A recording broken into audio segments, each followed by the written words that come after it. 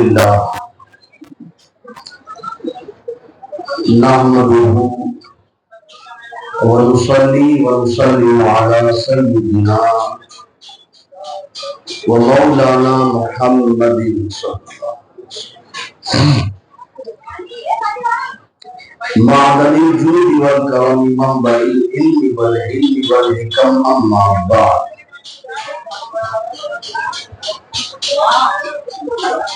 فأعوذ بالله من الشيطان الرجيم بسم الله الرحمن الرحيم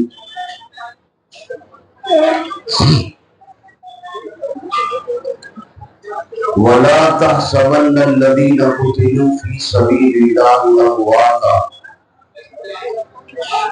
بل أحياء عند ربهم يرزقون صدق الله العظيم وبلغنا رسوله النبي الأمين الكريم ونحن على ذلك من الشاهدين والشاكرين والحمد لله رب العالمين. حصول برکت اور دل جمعی کے لیے نبی اور آل نبی پر پورا مجمع ایک ساتھ دعوت درود پاک پڑھیں. اللهم صل على سيدنا مولانا محمد وعلى آل سيدنا الحسن والحسين صلاة وسلام عليك يا رسول الله صلى الله عليه وسلم. شاہ است حسین بادشاہ است حسین دین است حسین دین پناہ است حسین سرداد نداد دست در دست یزید حقا کے بنا لا الہ است حسین. اس شعر کو آپ نے سنا ہے اس کے پہلے؟ سمجھا ہے؟ نہیں سمجھا ہے. میں جانتا ہوں کہ آپ نے تقریباً 99% لوگوں نے نہیں سمجھا ہے. بنا سمجھے گردن مت ہلائیے، ایمان سے کہیے کہ واقعی میں اس شعر کو جس نے پڑھا ہے کیا اس نے کبھی آپ کو اس شعر کو سمجھانے کی کوشش کی ہے؟ ہزاروں مقرر اس پر بیان کرتے ہیں، کیے ہوں گے، سمجھایا بھی ہوگا، لیکن اس مجمع سے میں پوچھتا ہوں کہ کیا آپ نے اس شعر کو کبھی سمجھنے کی کوشش کی ہے کہ یار شعر تو بڑا مزہ آتا ہے. کہنے والے کہتے ہیں کہ بھائی سلطان ہند حضور قریب نواز کرتے ہیں، ٹھیک ہے، کہنے والے نے کہا ہے، لیکن میں آپ کو اس شعر کا مفہوم آج سمجھاتا ہوں، تب آپ کو خود بخود کربلا سمجھ میں آ جائے گا.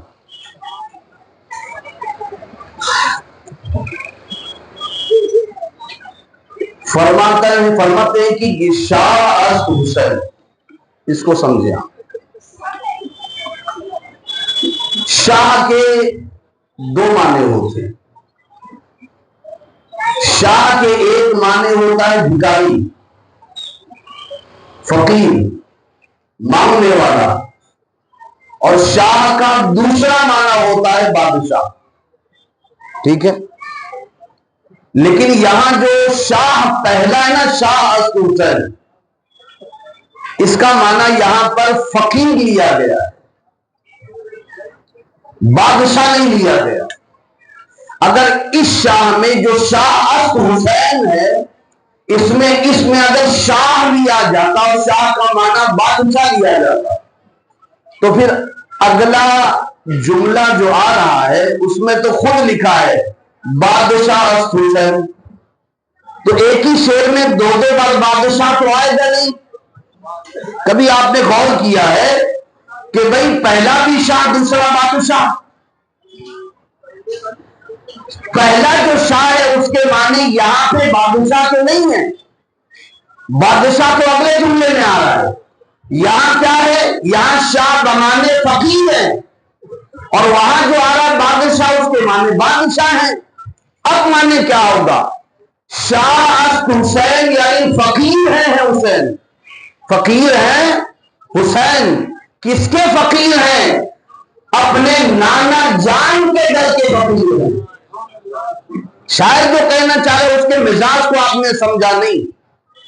بس سنتے چلے گئے. کبھی پوچھا کہ بھائی شاہ بادشاہ ایک ساتھ آیا ہے تو اس شاہ کا کیا مطلب اور آگے جو بادشاہ ہے اس کا کیا مطلب؟ پہلا شاہ اس کا مطلب فقیر، یعنی اپنے نانا جان کے فقیر ہیں حسین.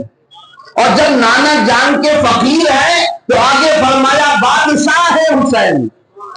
جو اس در کا فقیر ہوتا ہے اصل میں وہی بادشاہ ہوا کرتا ہے. بات آئی سمجھ میں؟ جو مصطفیٰ کے در کا فقیر ہوتا ہے نا اصل میں وہ دنیا میں بادشاہ ہوا کرتا ہے. اب اس شعر کو پھر سے سمجھیں، شاہ است حسین بادشاہ است حسین. سمجھ گئے؟ اب آگے فرماتے دین است حسین، دین است حسین، دین پناہ است حسین. صرف دین ہی نہیں ہے بلکہ جن کی پناہوں میں دین پھل پھول رہا ہے اس ذات کا نام حسین ہے. اب آپ کہیں گے تو حسین کو آپ نے دین کہہ دیا، وہ تو خود دین پر عمل کرنے والے مسلمانوں میں سے تھے، انہی کو آپ نے دین کہہ دیا. نا آپ کو سمجھنا ہوگا اور آپ کو اس کا جواب لوگوں کو دینا ہوگا. صرف گردن ملا کے یہ فارسی کے اثار کو گزرنا نہیں ہے کہ فارسی کا شعر آپ نے پڑھ لیا اور گزر گیا. لوگوں کو سمجھائیں اور آپ کو سمجھنا ہوگا. اس میں فرمایا دین ہے حسین، اور دین کی پناہ، جن کی پناہوں میں دین پھل پھول رہا ہے حسین. ان کو کیسے سمجھائیں گے؟ چلو ٹھیک ہے. حضور فرماتے ہیں حسین منی وانا من الحسین. توجہ ہے آپ کی کہ وہ چائنیز والا جو تھڑ تھڑ تھڑ کر رہا وہاں توجہ جا رہی آپ کی. اس کو بھی کروڑ پتی بننا ہے راتوں رات. 10-15 منٹ بند نہیں کر سکتا کہ امام علی مقام کے نام پہ تھوڑا سا 15 منٹ بند کر دے اللہ اس کو کروڑ پتی بنا دے گا انشاءاللہ. صبر نہیں اس کو بھی. 9-10 دن دھاڑ دھاڑ دھاڑ دھاڑ مارے جا رہے ہیں. اتنی دنیا غالب آ چکی ہے پھر کہتا ہے حسین کے ماننے والے ہیں.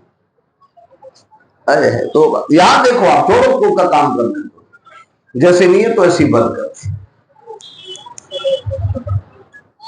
حضور کیا میں اس کو سمجھانے چلا ہوں کہ دین است حسین. حسین دین کیسے؟ اب اس کو سمجھو. حضور فرماتے کہ حسین منی وانا من الحسین. اس کو بھی سمجھاؤں گا، آپ نے لوگوں سے سنا بھی ہوگا مقرر سے کہ حسین مجھ سے ہے اور میں حسین سے ہوں. حسین مجھ سے ہے اور میں حسین سے ہوں. مجھے آپ بتائیں کوئی بھی نواسا اپنے نانا سے ہوتا ہے نا جی؟ پہلے نانا ہوتا ہے کہ نواسا؟ بھائی انڈیا میں تو اسی ہوتا ہے اور دوسری جگہ مجھے نہیں معلوم. آپ سمجھ رہے ہیں نا؟ پہلے کیا ہوتا ہے؟ نانا ہوتا پھر نہ نواسا ہوتا ہے. نانا اگر یہ کہے میرا نواسا میری وجہ سے ہے تو بھائی سینہ ٹھوک کے کہہ سکتا ہے ہاں بھائی تیرا نواسا تیری وجہ سے ہے، تیری بیٹی ہے اس کے بعد اس کا بیٹا ہے. حضور نے فرمایا حسین و منی، حسین مجھ سے ہے. بات سمجھ میں آتی ہے؟ اب اگر کوئی مجمع میں کھڑے ہو کے کوئی بوڑھا انسان یہ کہہ دے میں اپنے نواسے کی وجہ سے ہوں تو لوگ کہیں گے بھیا اس کی عمر 60 پار ہو چکی ہے، اب اس کو آگرہ بھیجا جائے. میری بات سمجھ رہے آپ؟ مجمع سے کھڑے ہو کے اگر کوئی کہے تو میرا نواسا میری وجہ سے، لوگ کہیں گے بھائی ٹھیک ہے. لیکن اگر وہی انسان یہ کہہ دے کہ میں اپنے نواسے کی وجہ سے ہوں تو لوگ کہیں گے بھائی اس کو پاگل خانے بھیجو. لیکن یہ میرے آقا کی زبان سے نکلا ہوا ہے، کچھ تو بات ہوگی نا. فرمایا میرا نواسا حسین میری وجہ سے ہے اور میں اپنے نواسے حسین کی وجہ سے ہوں. پہلا جملہ تو آپ اس کو سمجھانے کی ضرورت نہیں ہے، پھر بھی آپ اپنے اتمام حجت کے لیے سمجھا دیتا ہوں آپ کو. حسین و منی، حسین مجھ سے ہے. حسین جب گود میں کھیلتا رہا میری پہچان ہوتی رہی، حسین کو لوگ میری وجہ سے پہچانتے رہے. سید الانبیاء کا نواسا ہے حسین تھوڑا اور بڑے ہوئے، مدینے کی گلیوں میں چلنے لگے، یہ کون ہے جو بڑا خوبصورت بچہ جا رہا ہے؟ کسی نے کہا یہ سید الانبیاء کا نواسا ہے۔ حسین نے جب امام الانبیاء کی پیٹھ پر سواری فرمائی، کہا یہ کون ہے جو اتنا اچھا سوار ہے؟ کہنے والے نے کہا یہ سید الانبیاء کا نواسا ہے۔ حسین جب اور بڑے ہوئے، یہاں تک کہ شباب کا وقت آیا، کسی نے کہا حضور سے بالکل مشابہت رکھتے ہیں، یہ کون ہے؟ کہا یہ فاطمہ الزہرا کا بیٹا حضور کا نواسا ہے حسین۔ پھر آگے گئے یہاں تک کہ میدان کربلا تک حسین منی، حسین مجھ سے ہے، بچپن سے لے کر کے کربلا تک حضور کے حدیث کا پہلا جملہ حسین منی مکمل ہو رہا ہے۔ حسین و مندی کربلا تک حسین مجھ سے ہے، حسین کی پہچان مجھ سے ہے کربلا تک، اور کربلا کے بعد سے قیامت تک کے لیے اب میری پہچان حضور فرماتے کہ حسین سے ہوگی، وانا من الحسین، اور میری پہچان، دین کی پہچان، ایمان کی پہچان اب کربلا کے بعد قیامت تک کے لیے میرے حسین سے ہوگی، وانا من الحسین، اور میں حسین سے ہوں۔ کوئی کہے کہ بھائی یہ تو عجیب بات ہو گئی، یعنی حضور اپنی پہچان کروانے میں، حضور نبی کریم اپنی پہچان تعارف کرانے میں اپنے نواسی کے محتاج ہوئے۔ چلو بھائی اس کا بھی جواب سن لو اب تاکہ کوئی شک باقی نہ رہے۔ اللہ تبارک و تعالی نے فرمایا کنتو کنزم مخفیا، اللہ نے فرمایا میں ایک چھپا ہوا خزانہ تھا۔ یہ اس سوال کا جواب ہے کہ لوگ کہیں کہ یعنی کہ نبی اپنی پہچان کرانے میں حسین کے محتاج ہوئے، جو آپ مولانا کہہ رہے ہو کہ کربلا کے بعد سے قیامت تک اب نبی کو حسین سے پہچانا جائے گا، یہ اس کا جواب دے رہا ہوں۔ اللہ پاک نے فرمایا کنتو کنزم مخفیا، میں چھپا ہوا خزانہ تھا، میں نے ارادہ یہ کیا کہ لوگ مجھے جانے پہچانے، یہ حدیث قدسی ہے۔ اللہ پاک نے فرمایا میں چھپا ہوا خزانہ تھا، میں نے ارادہ کیا کہ لوگ مجھے جانے پہچانے، تو اس جان پہچان کے لیے میں نے اپنے محمد مصطفیٰ کو پیدا کر دیا صلی اللہ علیہ وسلم۔ بھئی اب کوئی اس حدیث پہ انگلی اٹھائے اور کہے کہ بھئی اس کا مطلب یہ ہوا کہ اللہ اپنی پہچان کرانے میں اپنے نبی کا محتاج تھا؟ نہیں کہہ سکتے نا آپ، نہیں کہہ سکتے، کوئی نہیں کہہ سکتا۔ پھر اس حدیث کا کیا مطلب کہ تاکہ لوگ مجھے جانے اس لیے میں نے اپنے نبی کو پیدا کر دیا؟ اس کا مفہوم یہ ہے تاکہ جب نبی کو لوگ دیکھیں تو بے ساختہ یہ کہیں جب بننے والے کا اتنا کمال ہے تو جس نے انہیں بنایا ہوگا وہ اتنا کمال والا ہوگا۔ محتاجگی نہیں ہے، ویسے ہی وانا من الحسین، کربلا کے بعد سے قیامت تک کے لیے میری پہچان حسین سے ہوگی۔ کیا مطلب؟ تاکہ حسین کو دیکھنے کے بعد، حسین کے اس کام کو دیکھنے کے بعد جو کربلا میں ہوا، اس کو دیکھنے کے بعد لوگ کہیں جب نواسے کی استقامت کا یہ حال ہے تو نانا کی استقامت کا حال کیا ہوگا؟ جب نواسے کے صبر کا یہ حال ہے تو نانا کے صبر کا حال کیا ہوگا؟ وَأَنَا مِنَ الْحُسَيْن۔ سمجھ گئے آپ؟ اب شعر کو سمجھے، دین است حسین، دین است حسین، وہی سمجھانے چلا تھا، دین پناہ است حسین، دین جن کی پناہوں میں پھل پھول رہا ہے وہ ہے حسین۔ آگے فرماتے ہیں سرداد سرداد سر دے دیا نہ داد دست ہاتھ نہیں دیا، در دست یزید، یزید کے ہاتھ میں۔ حقا کے بنا لا لا است حسین، سچ کہوں تو کلمے کی بنیاد ہے حسین۔ اچھا بڑی توجہ طلب بات یہ ہے کہ جو آگے والا شعر ہے نا، جملہ مصرع، سرداد نہ داد دست در دست یزید، حقا کے بنا لا الہ است حسین، آپ شروع سے بھی دیکھ لیں، آپ جس مصرے میں حسین کا نام ہے یہ جہاں جا بھی آپ مصرع سنو گے نا کسی عالم سے مقرر سے تو مجھے یاد ضرور کرنا، فوراً یاد آئے گی میری، آپ کو مفہوم بھی سامنے آئے گا، جو میں یہ نقطہ بیان کرنے والا ہوں یہ یاد آئے گا۔ جس مصرے میں حسین کا نام ہے اس میں یزید کو نہیں رکھا ہے غریب نواز نے، اور جس مصرے میں یزید کا نام ہے اس مصرے میں حسین کو نہیں رکھا ہے۔ اب پڑھ کے دیکھ لو آپ، شاہ حسین بادشاہ حسین، یزید کا نام کدھر ہے؟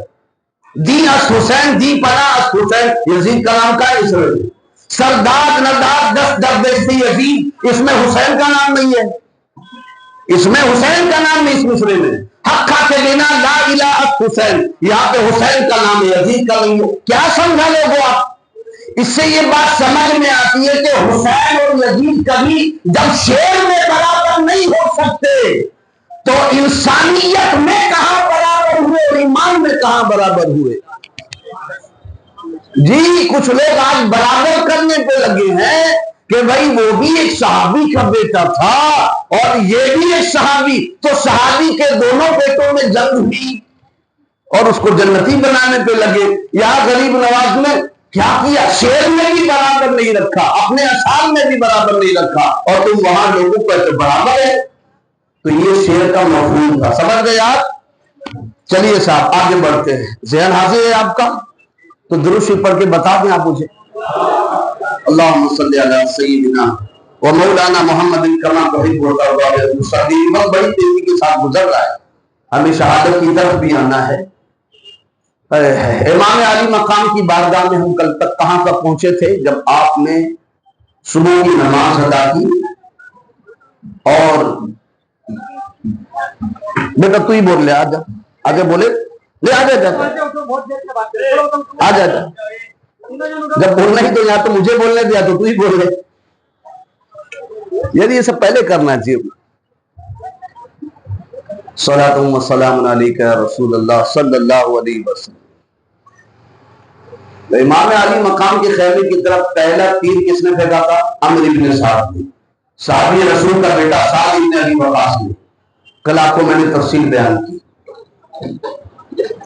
جب سامنے سے ہم حرب مبارز کی صدا آئی، حسین اب جنگ کرنے کے لیے تیار ہو جاؤ، امام علی مقام رضی اللہ تعالی عنہ نے خیمے والے کو صبر کی تلقین فرمائی اور سب کو تیار فرمایا۔ اسی دوران وہ حر ابن ریاحی جو 1000 کا لشکر لے کر جس نے امام علی مقام کا راستہ روکا تھا مقام نینوا پر، کل آپ نے سنا تھا، 1000 کا لشکر لے کر، وہ ابھی بھی یزیدیوں کی فوج میں تھا۔ اسی دوران اس پر ایک رکت طاری ہوئی اور اس کے بعد اس کے ہاتھ میں ایسی کپکپی ہونے لگی کہ اس کے اگل بگل جو رہنے والے لوگ تھے کھڑے تھے صفوں میں، انہوں نے دیکھا حر ابن ریاحی جیسا ایران کا بہترین سپہ سالار جس سے بڑے بڑے لوگ کانپتے، وہ اس کا حال یہ ہے کہ آج میدان کربلا میں صرف 72 لوگوں کے سامنے مقابل میں 22,000 کے بیچ میں خود رہ کر وہ کانپ رہا ہے۔ تو کسی نے پوچھا حر ابن ریاحی سے کہ حر یہ بتا کہ بڑے بڑے ایران کے سرما تجھے اپنا لوہا تجھ سے منگواتے ہیں اور حال یہ ہے تجھے اس طرح اس حال میں کپکپی نے دیکھ کر بات سمجھ میں نہیں آتی ہے۔ حر ابن ریاحی نے کیا کہا لوگوں تمہیں نہیں معلوم، میرے ایک طرف جنت ہے تو دوسری طرف جہنم ہے، میری سمجھ میں نہیں آ رہا ہے کہ میں آگ میں جاؤں یا باغ میں جاؤں، میں اس کا فیصلہ نہیں کر پا رہا ہوں۔ اسی اضطرابی کیفیت میں حر نے گھوڑے کو ایڑ لگائی اور یزیدیوں کے لشکر سے آگے بڑھتا ہوا خیمے حسینی کی طرف بڑھا۔ یہاں یزید کے جو افواج میں لوگ تھے انہوں نے سوچا کہ یہ جو حر ابن ریاحی ہے نا بڑا ہی چلاک آدمی ہے، ایران کا بڑا چلاک بہادر ہے، ہو سکتا ہے کہ خیمے حسینی کی طرف یہ بڑھ اس لیے رہا ہو کہ ذرا منع پٹا کر کے تھوڑا امام علی مقام کو جو ہے نا وہ کنوینس کرے کہ یزید کی بیعت کر لو آپ، یہ ان کے خیال میں تھا۔ لیکن ان کو کیا پتا تھا کہ حر کے مزاج میں کیا چل رہا تھا۔ حر ابن علی گھوڑا دوڑاتے ہوئے خیمے حسینی کی طرف گئے اور جاتے ہی امام علی مقام کے قدموں پر گر پڑے اور عرض کیا یا حسین، اے میرے حسین، یہ بتائیے اگر میں توبہ کر لیتا ہوں، جو اذیتیں میری وجہ سے آپ کو ملی، 1000 کا لشکر لے کے میں نے آپ کو روکا، پانی بند کروایا، پہرا لگوایا، 500 افواج کو دریائے فرات کے کنارے، ان تمام باتوں کا گناہ جو میرے سر آیا ہے، اگر میں معافی مانگ لیتا ہوں، توبہ کر لیتا ہوں، تو کیا میں آزاد ہوں؟ قربان جائیے، تاریخ میں آتا ہے امام علی مقام رضی اللہ تعالیٰ عنہ نے فرمایا، ارے میرے بچے حور، تو حور ہے، حور، اور حور کے معنی ہی ہوتے آزاد، حور کے معنی ہی عربی میں آزاد کے ہوتے۔ فرمایا میرے بیٹے تو حور ہے، حور، یعنی تو جہنم سے پہلے ہی سے آزاد ہے، جا میں نے تجھے معاف کروا دیا۔ لوگ سوچ رہے تھے کہ ہم کچھ اور پلاننگ بنا رہے، یا قدرت کی کچھ اور پلاننگ چل پڑی تھی۔ وہاں سے آواز آئی، ارے کوئی ہے خیمہ حسینی سے آئے۔ اس کے بعد جب یہ آواز حل میں مبارز کی سنی گئی نا دشمنوں کی طرف سے، تو حضرت حور ہو گئے، پہلے حور تھے اب حضرت حور ہو گئے۔ لوگوں یہ وہی اہل سنت والجماعت ہے کہ اسی جماعت میں آپ کو حضرت ملیں گے، پہلے حور تھا بعد میں حضرت حور ہو گئے۔ پہلے پتھر لگا دیجئے، پہلے حور تھا بعد میں حضرت حور ہو گئے۔ اس سے پتا چلا یہی وہ جماعت ہے جہاں آنے کے بعد توبہ کے بعد اللہ تعالیٰ حضرت بنا دیتا ہے۔ انہوں نے گھوڑے کی ایڑ لگائی، واپس میدان جنگ کی طرف گئے امام علی مقام سے اجازت حاصل کرنے کے بعد، اور دشمنوں کی صفوں کو چیرتے ہوئے کئی یزیدیوں کو واصل جہنم فرمایا۔ اس کے بعد چاروں طرف سے یزیدوں کے جیسے کہ حملے ہوتے رہے، یہ میں نے دیکھا ہے اور پڑھا بھی ہے، اور بلکہ جنگ میں سے عمرو ابن سعد نے کہا بھی تھا ایک مرتبہ، اس وقت جب حضرت قاسم میدان میں آئے تھے، میں ابھی سے کہہ دے رہا ہوں، حضرت قاسم میدان میں آئے تھے تو اس وقت کوئی تلوار چلانے کے لیے تیار نہیں تھا، یا کہ ایک ایک کر کے مقابلہ ہوتا تھا، ایک کو مارا جاتا، دوسرا آتا، تیسرے کو مارا جاتا، تو اسی طرح سے ہوتا۔ تو اس وقت عمرو ابن سعد نے کہا تھا کہ اگر اسی طرح ایک ایک کر کے مقابلہ کرو گے تو حسین کے خیمے میں جتنے لوگ ہیں ان میں کا ہر ایک 22,000 پر بھاری ہوگا۔ ایسا کرو چاروں طرف سے حملہ کر دو۔ حور ابن ریاحی پر چاروں طرف سے حملے ہوئے، اور آخر کار انہوں نے امام علی مقام رضی اللہ تعالیٰ عنہ کے قدموں پر جان نچھاور کر دی۔ انا للہ و انا الیہ راجعون۔ یہ میدان کربلا کی چوتھی شہادت تھی، میدان کربلا میں پہلی، لیکن واقع کربلا میں امام مسلم ابن عقیل آپ کے دونوں صاحبزاد لوگ چوک میں حضرت حور ابن ریاحی یہ ہو گئی۔ ابھی امام علی مقام رضی اللہ تعالیٰ نے اپنے خیمے ان کی لاش کو لا کے رکھی رہے تھے، قریب میں پڑوس میں ایک بڑھیا کا گھر تھا جس کو پتا چلا۔ ایسے میں جانشاروں کی تعداد پر آؤں تو بہت سارے لوگ ایک ایک کر کے نہیں بتا سکتا، لیکن جن کا نام نمایاں طور سے ہے ان کو بتانا میں بہت ضروری سمجھتا ہوں۔ مجھے صرف گھر والوں کی قربانی نہیں، در والوں کی قربانی بھی بتانی ہے کہ در والے جب قربانی کا نذرانہ پیش کرنے پر آتے ہیں تو پھر یہ نہیں دیکھتے کہ ہماری شادی کو کتنے دن ہوئے، یا جب قربان ہونے پر آتے ہیں نا امام کے قدموں پر تو کوئی ماں یہ نہیں دیکھتی کہ میرا ایک ہی بیٹا ہے، اگر یہی مر گیا تو میرے بڑھاپے کا سہارا کیا ہوگا۔ قریب میں ایک جھوپڑی تھی، اس میں بڑھیا تھی، اس بڑھیا کو پتا چلا کہ امام علی مقام نبی کے نواسوں پر یہ مصیبتیں ٹوٹی ہے، اپنے بیٹے سے کہا، بیٹے کا نام حضرت وہب بن عبداللہ کلبی رضی اللہ عنہ، بہت خوبصورت تھے، انتہا کی خوبصورتی تھی ان کے اندر، نوجوان پہلوان بھی تھے۔ اپنے بچے عبداللہ وہب بن عبداللہ کلبی سے آپ کی والدہ کہتی، بیٹے تو بڑا ہی حسین اور جمیل ہے، بڑا ہی خوبصورت ہے، اور میرا اکلوتا بھی ہے، اور اس پر یہ ہے کہ تیری شادی کو ابھی 17 دن ہوئے، 10 साल 17 दिन हुए मेरे बच्चे, लेकिन मेरा ये दिल करता है कि वो दूध जो तेरे जिस्म में खून बनकर दौड़ रहा है, मेरा वो दूध जो तेरे जिस्म में खून बनकर दौड़ रहा है, उस खून के हर कतरे पर, उस खून के हर कतरे को इमाम अली मकाम के कदमों पर कुर्बान कर दी। मेरी ये ख्वाहिश है, माँ की ख्वाहिश, लेकिन अर्ज की अम्मी जान आपकी ख्वाहिश से रहा हूं, लेकिन मैं भी किसी की जिम्मेदारी हूं और कोई मेरी जिम्मेदारी में है 17 दिन की शादी को। अगर आप कहें तो अपनी घरवाली से इजाजत दे दो, उसका भी हक मुझ पर है शरई तौर से। आई बात समझ में? इमाम अली मकाम रज़ी अल्लाह तआला अन्हु का ये आशिक हजरत वहाब बिन अब्दुल्ला अपनी बीवी के कमरे में जाकर के कहते हैं कि ऐ मेरी शरीके हयात, मुझे मालूम है कि अभी अभी हमारी शादी हुई है, 17 दिन को शादी को है, न जाने कितनी तमन्नाएं आरज़ू है तुम्हारे इस दिमाग में, मिजाज में, दिल में अंगड़ाई ले रही होगी। जिंदगी की बहारें अभी हमने देखी भी नहीं है, लेकिन मेरी एक ख्वाहिश है, अगर आप इजाजत दे दो तो मैं जाऊं। कहते क्या? आप फरमाने लगे कि इमाम अली मकाम रज़ी अल्लाह तआला अन्हु के खेमे में आपके असहाब पर एक बड़ी दिक्कत का सामना आन पेश आया है और आप पर बड़ी मुसीबत। मैं नहीं चाहता कि कल बरोज़ क़यामत कहीं मेरे नबी ने पूछ लिया कि करीब में आपका घर था, हुसैन पर मुसीबत आई हुई थी, अपने घर में आराम से आप थे, मैं क्या जवाब दूंगा? तो आप मुझे इजाजत दे मेरी, मैं जाऊं, शहीद हो जाऊं। आंखों में 17 साल की घरवाली है, 17 दिन शादी के हुए, जरा सोचिए क्या गुजरी होगी उसके दिल पर। उसने डगडगाती आंखों के साथ अपने शौहर हजरत अब्दुल्ला हजरत वहाब बिन अब्दुल्ला कल्बी से कहती है कि आपने क्या समझा, मैं आपको इजाजत दे दूंगी।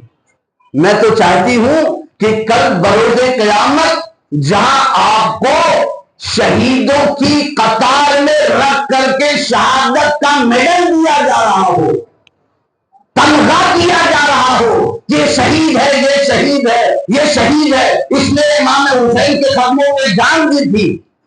जहां शहादत का आपको तमगा दिया जा रहा होगा ना, उसी कतार में कोई मुझे भी ये कहने वाला हो, अगर ये शहीद है तो ये शहीद की बीवी है, ये शहीद की बीवी है, ये शहीद की बीवी है। इमाम अली मकाम के इस आशिक ने इजाजत ली और मैदान करबला में पहुंचे, इमाम पाक के कदमों पर भरोसा दिया और बड़ी बहादुरी के साथ लड़ते हुए अपनी जान शहादत नोश फरमा ली। इसमें बड़ी तफसील है हजरत वहाब के वाक़े में, लेकिन हमें करबला आगे भी देखना है। फिर उसके बाद बाद करबला जो है वो पीर के दिन इंशाअल्लाह वो आखिरी खिताब होगा बाद करबला, लेकिन आज शहादत पर थोड़ा जल्दी जल्दी हम बयान करेंगे, लेकिन आपको समझना ज्यादा है, कहूंगा कम समझना ज्यादा है, वरना नुक्ते बहुत सारे ज़हन में आ रहे हैं इस पर। ये 2 शहादतें हुई, उसके बाद जो दर वालों की थी वो शहादतें होती नहीं, अब बारी घर वालों की आ गई। सबसे पहले हजरत कासिम रज़ी अल्लाह तआला अन्हु इमाम अली मकाम के भतीजे और हजरत इमाम हसन के साहबजादे वो तशरीफ लाए और उसके बाद इमाम अली मकाम से शहादत का दूल्हा बनने की इजाजत आपने चाहिए। इमाम अली मकाम ने फरमाया, बेटे तुम मेरे भाई हसन की निशानी हो, अगर तुम्हें मैं मैदान करबला में भेजूं तो वो जगह है जहां कोई जाता है तो तुम वापस नहीं आता, तुम अभी देख भी रहे हो, हसन की निशानी हो तुम, तुम्हें देखता हूं तो मुझे मेरे भैया याद आते हैं, तुम मैदान करबला में ना जाओ। जब देखा कि इमाम अली मकाम का इस्लाम बढ़ चुका है और आप फरमाने के नहीं जाना है, तो हजरत इमाम हसन की साहबजादे जनाब कासिम ने अपने बगल से ताबीज निकाला और ताबीज निकालकर फरमाते हैं, अर्ज करते हैं, चचा जान ये ताबीज है, मेरे अब्बा हसन ने एक मर्तबा मेरे बाजू पर जब बांधा था तो बांधने के बाद ये फरमाया था, बेटा जब भी करबला के मैदान में मेरे भाई हुसैन पर कोई आफत पड़े, आफत टूट पड़े, तो तुम अपने चाचा के कदमों पर कुर्बानी देकर के जान का नजराना पेश करके शुरू होगा। जब इमाम अली मकाम ने अपने भाई की हैंड राइटिंग देखी तो समझ गई किसी और का ताबीज नहीं, मेरे भाई हसन का लिखा हुआ है। आंखों पे लगाते हैं, लबों से चूमते हैं, ताबीज को बांधते हैं। कहा कोई बात नहीं, ठीक है, जब इमाम हसन की यही आरज़ू थी تو اپنے بھیا کی آرزو کو میں سامنے رکھتے ہوئے میدان کارزات کی اجازت دیتا ہوں۔ حضرت امام قاسم میدان میں جب پہنچے، آپ کی عمر مبارک کم و بیش 19 سال کی، کڑی الجوان، خوبصورت قرون۔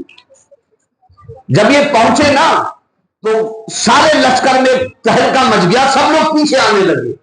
عامر ابن سعد نے کہا بھائی تم لوگ پیچھے کیوں آتے ہو؟ 22,000 کے آس پاس ہو، پیچھے کیوں آتے ہو؟ تو اس میں کہا، لوگوں میں سے کچھ کہہ رہے تھے بھائی ہم جو ہے بچے سے لڑائی نہیں کر سکتے، کوئی جوان دلیر ہو، بہادر ہو، اس سے لڑے، یہ بچہ ہے، اس کے آگے کیا گیا، 18-19 سال کا بچہ ہے یہ۔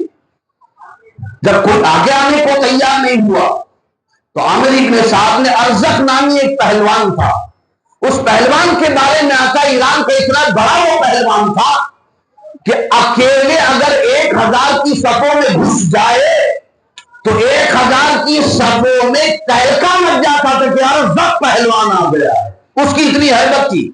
جب دیکھا کوئی آگے بڑھنے کو تیار نہیں تو ارزق کو عامر ابن سعد نے کہا، ارزق کوئی آگے نہیں بڑھ رہا ہے، تم یزید کے بہت قریبی ہو، تم اس کے درباری پہلوانوں میں سے ایک پہلوان ہو، اگر تم اس بچے کے مقابلے میں چلے گئے نا، اس نوجوان کے مقابلے میں چلے گئے تو میں تمہیں یقین دلاتا ہوں کہ یزید کے دربار سے اور بڑا مقام و مرتبہ تمہیں دلاؤں گا۔ ارزق نامی پہلوان نے عمرو ابن سعد کی طرف دیکھا اور کہنے لگا، عمرو تمہارا دماغ خراب ہو گیا، میں اتنا بڑا پہلوان کے 1000 سورما بھی میرے سامنے کچھ نہیں، اس بچے کے مقابلے میں بھیج رہے ہو مجھے۔ عمرو ابن سعد نے مسکراتے ہوئے کہا، ارزق جس کو تو بچہ سمجھ رہا ہے نا، تو جانتا ہے اس کی رگوں میں کس کا خون ہے؟ ارے تجھے پتا بھی ہے یہ کون ہے؟ یہ حضرت امام حسن کا بیٹا قاسم ہے، اور وہ حسن جس کی رگوں میں فاتح خیبر مولا علی کا خون ہے۔ جس کو بچہ سمجھ رہا ہے نا، اس کی رگوں میں علی کا خون ہے۔ ارزق نے دیکھا، اچھا یہ علی کا پوتا ہے، کہا ہاں، کہا ٹھیک ہے پھر ایسا کرتے ہیں، میں تو نہیں جاتا، بڑی شرمندگی ہوگی، بچہ آگے میرے لیے، میں اپنے 4 جوان بیٹوں کو میں نے اس میدان کارزات میں لایا ہے، میں نے ان کو بھیجتا ہوں۔ کہا ٹھیک ہے تیری مرضی، ایک بیٹے کو بھیجا، حضرت قاسم نے اسے بھی جہنم میں بھیج دیا، دوسرے کو بھیجا، تیسرے کو، چاروں پہلوان بیٹے تھے اس کے، ان کا بھی توتی بولتا تھا، پہلوان کا بیٹا پہلوان، چاروں کو جہنم پہنچا دیا۔ جب ارزق نے دیکھا کہ میرے چاروں بیٹے ایک ہی بار میں وہ تڑپ کر رہ جا رہے، تو یہ ہاتھی کی طرح چنگھاڑتا ہوا میدان کربلا میں سانڈ کی طرح، ہاتھی کی طرح، کل کا جملہ اگر دوہرا لوں تو جانور پر جانور سوار ہو کر جیسے آ رہا ہو ویسے آگے بڑھ رہا ہے۔ امام علی مقام خیمے سے دیکھ رہے کہ ارزق نامی پہلوان، امام حسین بھی جانتے تھے ارزق کیا ہے، اس کا شہرہ تھا، توتی بولتی تھی اس کی پہلوانی میں۔ جب دیکھا میرے بچے، میرے بھتیجے کے مقابلے میں ارزق نامی پہلوان آ رہا ہے نا، تو امام علی مقام رضی اللہ تعالیٰ عنہ سردے میں گر گئے اور اپنے اللہ کی بارگاہ میں یہ عرض کرنے لگے، میرے مولا اب تک تو میں نے صبر کیا، دعا نہ کی، اب تک صرف صبر کیا، ورنہ حسین دعا کر دے گا، خدا کی قسم صرف دعا سے 22,000 کا لشکر ختم ہو جاتا۔ ابھی میں صرف کرامتیں بیان کروں گا کہ صرف میدان کربلا میں امام علی مقام میں کتنی کرامتیں دکھائیں تو اس میں رکنا کافی ہے۔ کہا مولا اب تک میں نے صرف صبر کیا ہے، دعا نہیں کی، اب تجھ سے دعا کرتا ہوں، ارزق میرے لال، میرے بھتیجے کے مقابلے میں آیا ہے جس کی طاقت 1,000 پہلوانوں کے برابر ہے، مولا تو لاج رکھنا، علی کے گھر کی لاج رکھ لینا، 3 دن سے میرا بھتیجا بھوکا بھی ہے، پیاسا بھی ہے، لیکن خون علی پر مجھے بھروسہ ہے کہ اس کی رگوں میں میرے باپ علی کا خون ہے۔ یہاں سجدے میں گئے، وہاں سے ہوا امام حسین کا سجدہ اور امام حسین کی دعا۔ جب ارزق مقابلے میں آیا، ایک ایک کر کے مقابلہ ہوتا رہا نا، ارزق مقابلے میں آیا، جیسے ہی اس نے تلوار اٹھائی نا، حضرت قاسم نے فرمایا، ارزق تو اتنا بڑا پہلوان ہے، سنا 1,000 لوگوں کی طاقت تیرے جسم میں ہے، لیکن کتنا گھامر ہے تو، کتنا احمق اور بیوقوف ہے تو، اتنا بڑا پہلوان ہے، گھوڑے کی زین تک کسنے مجھے نہیں آتی، ذرا اپنے گھوڑے کی زین کی طرف تو دیکھ، بڑی ڈھیلی ہے، کہیں ایسا نہ ہو کہ اس ڈھیلے پن میں تجھے وہ گھوڑا گرا دے۔ جب یہ کہا تو اس نے کہا کہاں ڈھیلی ہے، ذرا دیکھو نیچے۔ اور سن لو، جنگ میں اس طرح کے معاملات جائز ہوا کرتے ہیں، یہ بھی جنگ کے اصول کا ایک پیترا ہے، کوئی نہ سمجھے یہ کیا کہہ دیا انہوں نے، ہو سکتا ہے ایسا بھی ہو، لیکن فرمایا آپ نے ذرا تیری زین دیکھ۔ جیسے ہی زین کی طرف جھکا، وہ ارزق نامی پہلوان جو 1000 مسلمانوں پر بھاری تھا، ایک ہی تلوار اٹھائی، جھکنے کے بعد جو پوزیشن بنتی ہے نا وہ 20 کی بنتی ہے، کتنا بڑا پہلوان جسامت ہوگی، لیکن علی کی کچھار کا وہ شیر تھا، جیسے ہی وہ جھکا، امام قاسم رضی اللہ تعالیٰ عنہ نے تلوار اٹھائی، اس کے ایک ہی ضرب میں 2 ٹکڑے فرما دیے۔ خیمے حسینی پہ اللہ اکبر کی صدائیں آنے لگی اور اسے واسطے جہنم فرما دیا۔ لیکن پھر وہی بات، عمرو بن سعد نے چاروں طرف سے حملے کا حکم دیا، چاروں طرف سے حملے ہوئے، آخرکار حضرت امام حسن رضی اللہ تعالیٰ عنہ کی صاحبزادے حضرت امام قاسم نے جامع شہادت پیش کر دی، انا للہ و انا الیہ راجعون۔ امام قاسم کی لاش مبارک کو امام عالی مقام گھر میں لا کر، خیمے میں لا کر رکھتے ہیں، پھر اس کے بعد جیسے ہی خیمے میں لاتے ہیں، حضرت عباس رضی اللہ تعالیٰ عنہ مشکیزہ اٹھا کر کے امام عالی مقام کے قدموں پر آتے، کہتے بھیا حسین، میں جانتا ہوں کہ وہاں جانے کے بعد کوئی واپس لوٹ کر نہیں آتا، لیکن میں اجازت مانگ رہا ہوں پانی لانے کے لیے۔ آپ نے فرمایا اگر انہیں پانی ہی دینا ہوتا نا تو فرات کی نہروں پر پہرا کیوں لگاتے؟ آپ نے فرمایا حسین آپ میرے بھائی ہو، جس کا خون آپ کی رگوں میں دوڑ رہا ہے نا، اسی علی کا خون میری بھی رگوں میں ہے۔ حضرت عباس کون تھے؟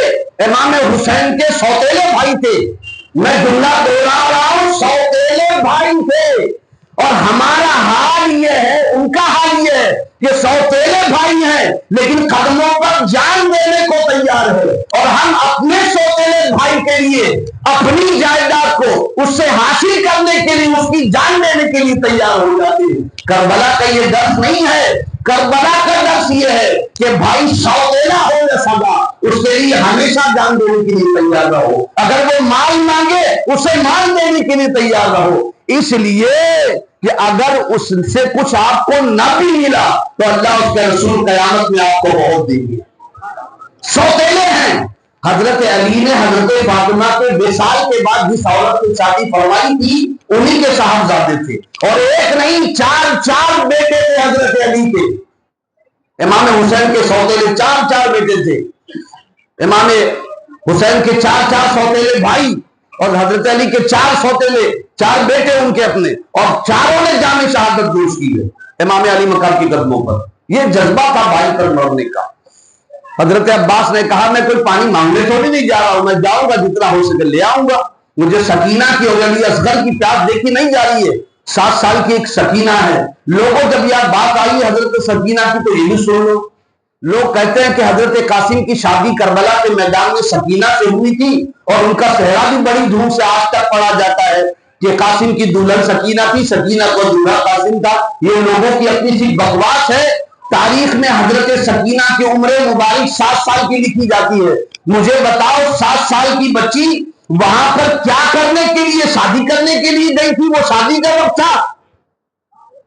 میں تو سمجھتا ہوں تاریخ میں یہ بھی نہیں لکھا ہے کہ آپ کا نکاح ہوا تھا، کہ بھئی کوئی کہتے ہیں نکاح ہوا تھا اور صدی بعد میں ہونے والی تھی، یہ بھی نہیں تھا۔ یہ غریبی باتیں ہیں، اور کربلا کی تاریخ میں آپ کو زیادہ تر غریبی باتیں ملیں گی، بہت مشکل سے آپ کو صحیح حقیقت کوئی بتائے گا، اور جنہیں رلانا دھلانا ہوتا ہے نا بہت وقت ٹو وقت اس طرح بیان کرتے ہیں نا کہ بھئی جیسے وہ خود وہ موجود ہو، اس طرح بولے جب تک وہ رلائیں گے نہیں نا ہمیں مزہ نہیں آئے گا، پھر ہم کو بلائیں گے کیسے اگلے سال؟ بولے یہ رلانے والے پھر کو بلایا جائے۔ میں رلانے والوں میں سے نہیں ہوں، لیکن ہاں آپ کے دل میں یہ ضرور اتاروں گا کہ اتنی جانوں کا نذرانہ کربلا والوں نے جو پیش کیا ہے وہ اس لیے نہیں کہ ہم کھائیں اور غبارہ بن کے گھومتے رہیں، انہوں نے کربلا میں اتنی جانوں کا نذرانہ صرف اس لیے پیش کیا ہے تاکہ رسول اللہ کا دین ہم تک صحیح طرح پہنچ جائے۔ اور جہاں تک رونے کی بات ہے تو کربلا میں جو ظلم ہوا اس سے بڑھ کر ظلم کبھی نہ ہوا، نہ قیامت تک ہو سکتا ہے۔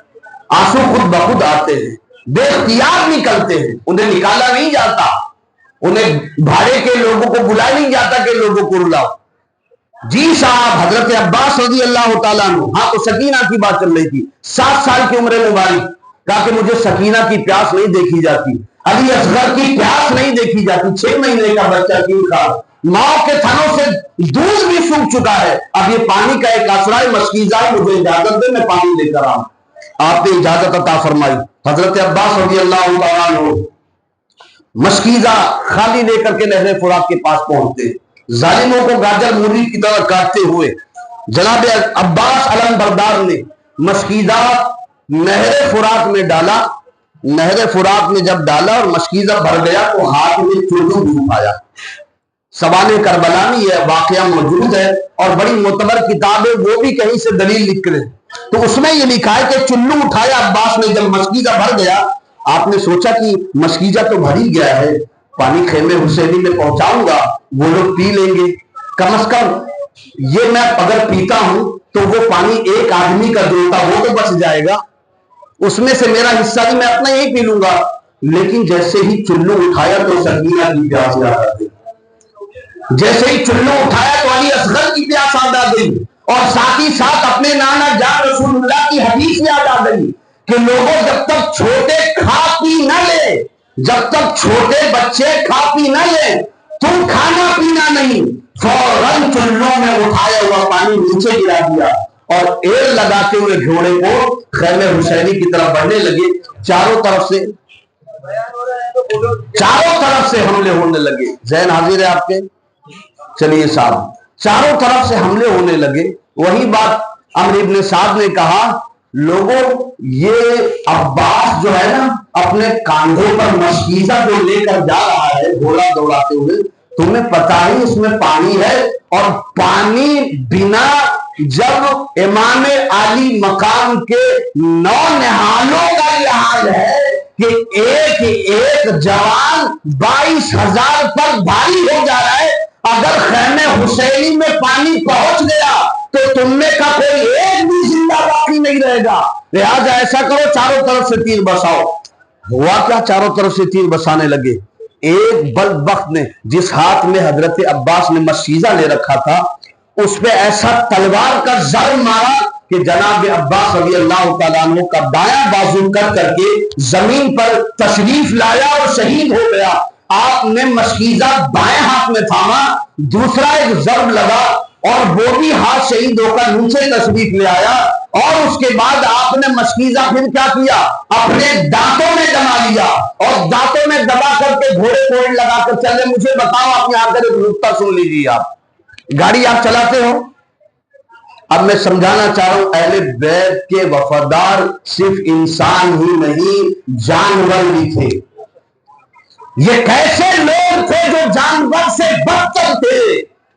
آپ گاڑی چلاتے ہو نا، 4 ویلر، اللہ کرے آپ کی خود کی 4 ویلر ہو جائے، جی کتنی زبردست، سبحان اللہ، ماشاءاللہ، اللہ کرے آخرت میں بھی آپ کے لیے بہترین سواری کا انتظام ہو جائے۔ آئی بات سمجھ میں؟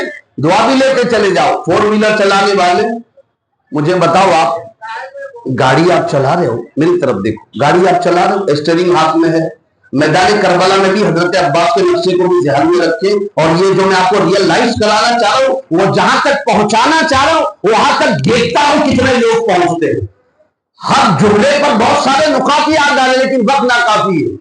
گاڑی چلا رہے ہو آپ، اسٹیئرنگ آپ کے ہاتھ میں ہے، بولو ہے نا، چلو ٹھیک ہے، آپ چلا رہے ہو، خدا نہ خواستہ، 100 بار خدا نہ خواستہ اسٹیئرنگ نکل کر کے گر جائے، ٹوٹ جائے، باہر ہو جائے، ہٹ جائے، گاڑی کو موڑو گے کیسے؟ گاڑی کو زبان سے تو نہیں کہو گے نا، گاڑی دائیں چل، اے میری کار بائیں چل، اے میری کار سیدھے چل، اے میری کار ریورس آ جا، کہو گے آپ؟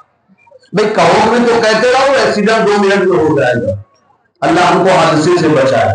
میں سمجھانے کے لیے عرض کر رہا ہوں، اسٹیئرنگ نکل گئی، کام ختم۔ اسٹیئرنگ اصل ہوتی ہے دائیں بائیں آگے پیچھے موڑنے کے لیے، ایسے ہی گھوڑے کی جو زین ہوتی ہے نا، گھوڑے کی زین، وہ اصل میں گاڑی کی جس طرح اسٹیئرنگ ہوگی نا دائیں بائیں کے لیے، وہ گاڑی کی اسٹیئرنگ کا کام کرتی جس طرح وہ گھمانے والا ہو اس کا، ایسے ہی زین ہوا کرتی ہے گھوڑے کے لیے، وہ اسٹیئرنگ کا کام کرتی ہے۔ ایسے ماریں گے تو دائیں گھومے گا، ذہن پکڑ کیسے ماریں گے؟ تو مجھے بتاؤ جناب عباس رضی اللہ تعالیٰ عنہ کے جب ہاتھ ہی شہید ہو گئے تھے تو آپ نے زین جو گھوڑے کی تھی وہ کس سے پکڑی؟ جی دانت سے پکڑی نا بھئی، ہاتھ تو ہے نہیں، شہید ہو چکے تھے دونوں ہاتھ ہوتے تو دائیں بائیں کرتے نا، دانت سے کس طرح کریں گے آپ؟ بہت نہیں کر پائیں گے، بڑا مشکل پڑ جائے گا۔ میدان کربلا میں جہاں جنگ شروع تھی، جہاں نہر فرات تھا، تھوڑا دور تھا، جب ہاتھ آپ کا شہید ہو کر گرا وہ کافی دور تھا، گھوڑا چاہتا اس کو تو دائیں بائیں کا حکم دیا نہیں جا رہا تھا، ہاتھ شہید ہو چکے تھے، ادھر بھی جا سکتا تھا ادھر بھی جا سکتا تھا، اسٹیئرنگ نکل جائے گاڑی ادھر بھی جا سکتی تھی ادھر بھی جا سکتی تھی، گاڑی سیدھے تو نہیں جاتی نا کہیں ٹکرا جاتی۔ واہ رے امام عالی مقام کے خیمے کے گھوڑے، دونوں ہاتھ نہیں ہے جناب عباس کے، اسٹیئرنگ والا معاملہ ہی ختم، دائیں جانا ہے کہ بائیں جانا ہے۔ اس کو کیسے پتا تھا کہ حسینی خیمہ کدھر ہے اور یزیدی خیمہ کدھر ہے؟ وہ تو کہیں بھی مڑ جاتا، سیدھے چل دیتا، ہر بڑا ہاتھ میں گھوڑا تو گھوڑا ہے، مڑ جاتا، لیکن اس کو بھی پتا ہے کہ پیچھے جو ہے نا وہ غداروں کا خیمہ ہے اور آگے جو ہے وہ فدائیوں کا خیمہ ہے، مجھے یہاں رک کر کے غداروں میں نہیں وہاں پہنچ کر کے وفاداروں میں نام لکھانا ہے۔ شدات میں پکڑا کر وہاں پہنچے، قریب تھا پہنچ جاتے، چاروں طرف پھر تیر کی برسات ہونے لگی، خیمے حسین میں پہنچنے والا پانی خیمے حسین سے پہلے ہی بہ گیا، اس لیے کہ لوگوں نے دیکھا کہ اگر پانی نہیں ہے تو یہ حال ہے، پانی پہنچ گیا تب کیا حال ہوگا؟ سارا پانی سکائے سکینہ کے مشکیزے سے نکل کر زمین پر گر پڑا۔ جناب عباس نے پکارا، بھیا میری خبر لیجئے۔ امام عالی مقام خیمے سے باہر تشریف لائے اور اپنے بھائی عباس کو گود میں اٹھا کر کے فرمانے لگے مٹی صاف کرنے کے بعد، جو روایت میں نقل ہے امام حسین کے وہ جملے، جیسے ہی آپ نے آپ کے لاش مبارک کو آپ نے آنکھیں بند کی، آپ نے جام شہادت نوش فرما لی، لیکن ایک بات ضرور لکھی ہے اور مقررین واعظین فرماتے بھی ہیں، امام عباس رضی اللہ تعالیٰ عنہ نے جب امام عالی مقام کے گود پر اپنا سر رکھا تھا نا تو آنکھیں کھولنے کے بعد جب آپ نے مٹی صاف کی تو آنکھیں کھولنے کے بعد جناب عباس فرماتے ہیں، بھیا حسین یہ دونوں ہاتھ جو آپ مجھے میرے ہاتھ میں نہیں دیکھ رہے نا، آپ یہ نہ سمجھنا کہ یہ ہاتھ جو ہے کسی یتیم کے ہاتھ میں دے کر آیا ہوں، بھیا حسین یہ دونوں ہاتھ شہید تو ہوئے ہیں مگر کسی یزید کے ہاتھ میں نہیں، صاحب کوثر جناب محمد رسول اللہ کے ہاتھ میں دیا ہے، یہ ہاتھ شہید ہوا ہے اور جو شہید ہوتا ہے وہ کوثر کا جام ہاتھوں سے پیتا ہے، یہ ہاتھ یزید کے ہاتھ میں نہیں آپ ہی کے ہاتھ میں ہے۔ اتنا کہنا تھا، آپ نے جام شہادت نوش فرما لی، انا للہ و انا الیہ راجعون۔ امام عالی مقام کے بارے میں فرمایا گیا جیسے ہی آپ نے جناب عباس کا لاشر مبارک اپنے کاندھوں پر رکھا نا تو جملے جو تاریخ میں لکھے، آپ نے فرمایا، بھیا عباس تیرے جانے سے میری کمر ٹوٹ گئی۔ یہ جملہ وہی کہہ سکتا ہے جس کا سہارا ماں باپ کے بعد ایک بڑا بھائی ہو، بھائی ماں باپ کے بعد ایک بہترین سپورٹر کی حیثیت رکھتا ہے، اگر بھائی ہو تو بڑا بھائی اپنے آپ کو بڑا سمجھے اور چھوٹا بھائی اس بڑے کے سامنے چھوٹا سمجھے نا تو چھوٹے بھائی کے زبان سے یہ ضرور نکلتا ہے، بھائی تیرے جدا ہونے سے میری کمر ٹوٹ گئی۔ امام عالی مقام نے یہ جملے کہے، تاریخ میں اس کو نقل کیا، آپ کی لاش مبارک خیمے میں لا کر آپ نے رکھی، انا للہ و انا الیہ راجعون۔ پھر اس کے بعد اور لوگوں کی شہادتیں ہوئی، اسی درمیان جناب علی اکبر امام علی مقام کے ایک اور نوجوان کریل جوان بہادر بیٹے جناب علی اکبر رضی اللہ تعالی عنہ تشریف لاتے ہیں، میدان جنگ میں جانے کی اجازت فرما، پوچھتے ہیں ابا جان سارے لوگ شہید ہو گئے، چچا جان شہید ہو گئے، بھائی قاسم شہید ہو گئے، اب تو مجھے اجازت دے۔ آپ نے فرمایا اکبر تمہیں دیکھتا ہوں تو میں اپنے نانا جان کو یاد کرتا ہوں۔ لوگوں تاریخ میں 3 لوگ ایسے ہوئے ہیں جو دوسروں کی مشابہت رکھتے تھے تاریخ میں، اور وہ تینوں کے تینوں میدان کربلا میں تھے، 3 لوگ ایسے گزرے ہیں جو دوسروں کی کاپی مشابہت، آپ مشابہت کچھ لوگ نہیں سمجھے ہوں گے، کاپی پیسٹ جس کو کہتے ہیں وہ لکھتے تھے، اور وہ تینوں کے تینوں میدان کربلا میں تھے۔ ایک تو جناب عباس رضی اللہ تعالیٰ، وہ حضرت مولا کائنات کے ہم شکل تھے، بیٹے تھے نا ان کے، دوسری بیوی سے تھے، امام حسین کے سوتیلے بھائی تھے جنہوں نے ابھی ابھی ہاتھ شہید کروایا اپنا۔ جناب عباس کی شکل جناب مولا علی سے ملتی تھی، اور دوسرے جناب علی اکبر رضی اللہ تعالیٰ، ان کی شکل تاجدار انبیاء جناب محمد رسول اللہ صلی اللہ علیہ وآلہ وسلم سے ملتی جلتی تھی۔ اس قدر مشابہت رکھتے تھے جناب علی اکبر۔ اور تیسری وہ شخصیت جو میدان کربلا میں تھی وہ حضرت زینب رضی اللہ تعالیٰ، جو امام حسین کی اپنی سگی بہن اور حضرت فاطمہ الزہرا کی لگتے جگر۔ جناب زینب جو امام حسین کی اپنی سگی بہن ہے، ان کی مشابہت ان کی والدہ حضرت فاطمہ سے تھی، بہو حضرت فاطمہ کی شکل آپ نے پائی تھی۔ آپ نے کبھی سوچا ان تینوں کو جو تینوں میدان کربلا میں پہنچائے گئے، پہنچے نہیں، یوں سمجھ لیجیے، یہ تینوں پہنچائے گئے آئے خدا کی طرف سے، تینوں مشابہت جو کسی نہ کسی کے تھے نا، ان کو مشیت ایزدی کی طرف سے پہنچایا گیا میدان کربلا میں۔ کیوں؟ تاکہ جب میرا حسین غم سے ٹوٹ جائے، نڈھال ہو جائے، بوجھل ہو جائے، اور اپنے نانا کو رو رو کر یاد کرنے لگے، تو اس وقت اپنے بیٹے علی اکبر کے چہرے کو دیکھ کر کے آنکھیں ٹھنڈی کر لے۔ اور جب کبھی اپنے باپ علی کی یاد آئے، اور ایسے وقت میں اپنے باپ کو لوگ یاد نہیں کرتے، مصیبت کا وقت ہو تو ماں جملے نکلتے ہیں زبان سے پہلے، لیکن اولاد اپنے باپ کو ضرور یاد کرتی، کاش میرا باپ ہوتا، بستر پر ہی ہوتا، لیکن ایک سایہ تو بنا ہوتا۔ کہتے کہ نہیں کہتے ہم لوگ، اللہ جن کے والد ہیں ان کو سلامت رکھے، باپ ایک بہت بڑا سایہ ہوتا ہے، وہ بستر بھی ہو، بستر پر بھی بیماری کی حالت میں اگر باپ ہونا تو دنیا سے آپ لڑنے کی طاقت رکھتے ہو، یہ طاقت اللہ تبارک و تعالیٰ دیتا ہے، باپ کا سایہ اتنا بڑا ہوتا ہے۔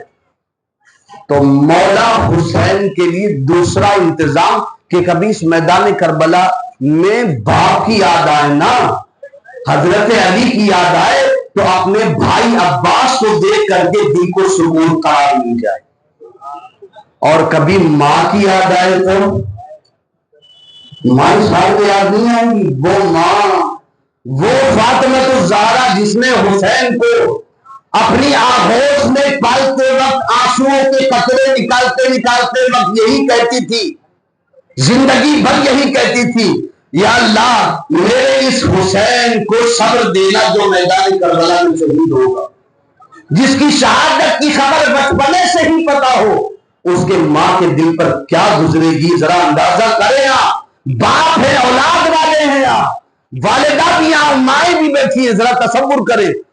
تو امام علی مقام کو یہ تیسرا تحفہ حضرت زینب کی شکل میں وہاں دیا گیا کہ کبھی ماں کی یاد آئے تو اپنی بہن زینب کو دیکھ لیا کرے۔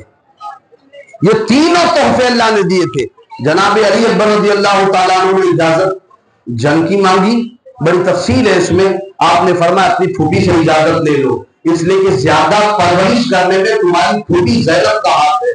اپنی پھوپھی کے پاس آتے ہیں، آپ سے اجازت مانگتے ہیں، اور اپنی والدہ سے بھی اجازت مانگتے ہیں، پھر میدان کربلا میں چل پڑتے ہیں۔ میدان کربلا میں جاتے ہیں، اس میں کچھ بوڑھے لوگ تھے، جس نے رسول اللہ کو دیکھا ہوا تھا۔ سوچیے ایسے ایسے لوگ بھی تھے امام علی مقام کے مقابلے میں، جس نے حضور کو دیکھا تھا اور حضور کا کلمہ بھی پڑھ رکھا تھا۔ یعنی یہی وہ جنگ ہے اسلام کی آپ کو ملے گی جس میں نعرے تکبیر کہہ کر کے امام حسین کو شہید کیا گیا۔ دوسری قوم کا نعرہ نہیں، میں نعرے کا نام بھی نہیں لینا چاہتا، نہ ہمارے اسلام میں زبردستی کسی سے نعرہ لگوانے کا کوئی قانون ہے۔ ہمارے وہاں لا اکراہ فی الدین، دین میں کوئی زبردستی نہیں، آؤ تو ویلکم، جاؤ تو جی آئی سمجھ میں۔ ہمارے وہاں زبردستی نعرہ لگوانے کا رواج نہیں ہے، لیکن یہ جنگ آپ کو ملے گی جس میں رسول کا کلمہ پڑھنے والوں نے نعرے تکبیر کہہ کر کے امام عالی مقام پر حملہ کیا ہے۔ کیسے کیسے لوگ گزرے، تو کچھ بوڑھے لوگ تھے جنہوں نے رسول اللہ کو دیکھا تھا تو وہ پیچھے ہٹ گئے۔ عمرو ابن صاحب نے کہا کیا ڈر گئے، یہی تو بچہ ہے، کہا بات بچے کی نہیں ہے، ہم جو ہے وہ رسول اللہ کے گھر والے سے تو جنگ کر سکتے ہیں، حسین کے بال بچوں سے تو لڑائی کر سکتے ہیں، لیکن اپنے نبی سے جنگ نہیں کر سکتے۔ ان کو نبی نظر آنے لگے۔ عمرو ابن صاحب نے کہا پگلا گئے ہو کیا، نبی کے وصال کو کتنا سال گزر گیا، 60 سال کا عرصہ گزر چکا ہے، 60 کے نبی کے وصال کو کئی سال گزر گیا، 60 ہجری کی بات ہے جب یہ جنگ چالو ہوئی، کہا کئی سال کا عرصہ گزر چکا ہے، تمہیں نبی کہاں نظر آ رہے؟ بوڑھوں نے کہا وہ دیکھو وہ جو آ رہا ہے نا وہ کون ہے؟ کہا وہ نبی نہیں، شبیہ نبی ہے، وہ نبی نہیں، نبی کی کاپی ہے، وہ نبی کی طرح دکھنے والا علی کے گھر کا لال ہے، وہ فاطمہ الزہرا کا پوتا حسین کا بیٹا ہے۔ کہا اچھا اچھا، پھر نزدیک گئے، پھر بھی کسی کی ہمت نہیں ہوئی، اپنے حلم میں مبارز طرف کیا اور اس کے بعد رجس خوانی فرمائی، اہل بیت کی شان بیان کی، اور اس کے بعد ایک ایک کو بلایا، سب کو واصل جہنم فرماتے گئے، یہاں تک کہ چاروں طرف سے حملے ہوئے۔ حملے ہونے کے بعد ایک نیزہ امام علی اکبر رضی اللہ تعالیٰ عنہ کے کلیجے میں ایسا آ کے لگا جس کی طاقت اتنی شدید تھی کہ آپ کے سینے میں نیزہ اس طرح پیوست ہو گیا کہ آپ گھوڑے سے فرش زمین پر تشریف لائے اور اپنے والد حسین کو آواز دے کر فرمایا یا ابتاہ العطش ادرکنی یا حسین، ابا جان میرے حسین میری خبر لیجیے۔ میدان کربلا میں امام علی مقام اپنے بچے کی طرف بڑھتے ہیں، خیمے حسینی سے باہر نکلتے اپنے خیمے سے، اپنے بچے کی لاش کو، ابھی لاش ہوئی نہیں تھی لیکن قریب قریب تھا جیسے جان نکل جائے، اپنے بچے کو قریب لے کر آتے ہیں، دھول مٹی صاف کرتے ہیں، گرد و غبار صاف کرتے ہیں، اور اس کے بعد جب دیکھتے امام علی مقام ایک نیزے کا ٹلا ہوا جو پھل ہوتا ہے آگے کا حصہ نیزہ، آپ کبھی میوزیم میں جائیں اور نیزے کو دیکھیں اور میرے اس بیان کو سنیں، یاد کریں، اور حضرت علی اکبر کے سینے کو بھی یاد کر لینا۔ جب 1400 سال بعد کے نیزے کا یہ حال ہے، اس وقت کا نیزہ کیسا رہا ہوگا جو جناب علی اکبر کے سینے میں پیوست ہو گیا تھا۔ آپ نے دیکھا امام علی مقام میں کہ علی اکبر کے سینے میں نیزے کی اگلی کڑی گھس چکی ہے۔ آپ نے کسی طرح چاروں ناچار بہت ہی کوشش تک و دو کے ساتھ، کیوں بھائی میں آپ سے پوچھتا ہوں، آپ کے بیٹے کے پیر میں اگر یہ سوئی دھاگے والی سوئی بھی چبھ جائے تو آپ زبردستی جلدی سے نہیں کھینچتے ہو، بڑی آرام سے سولا کر بچے کو آرام سے کھینچتے ہو۔ وہ سوئی نہیں تھی، وہ نیزہ ہی اٹکا ہوا تھا سینے میں۔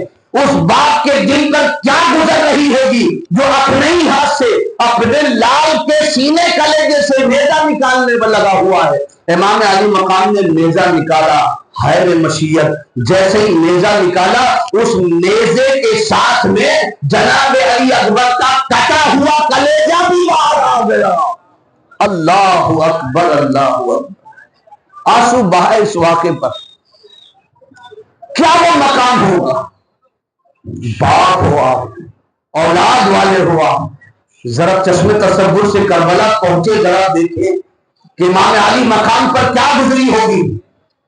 جناب علی اکبر نے عرض کیا ابا جان مجھے کچھ راحت آ گئی ہے سینے سے، وہ جو تکلیف تھی باہر ہو گئی ہے، ابا جان بس چند قطرے اگر پانی کے مل جائے، 3 دن کے بھوکے پیاسے تھے، لیکن فرمایا ابا جان میں میدان جنگ میں نے کسی یزیدی سے پانی نہیں، آپ سے پانی مانگا ہے، اس لیے کہ ہم لوگوں کی مانگ پوری کرنے والے لوگ ہیں، لوگوں سے سوال کرنے والے نہیں، ہم رسول اللہ کے گھر والے ہیں، اگر مانگتے ہیں تو گھر والوں سے مانگتے، گھر والوں سے نہیں، ہم تو گھر والوں کی مرادیں پوری کیا کرتے ہیں، گھر والوں سے نہیں کرتے۔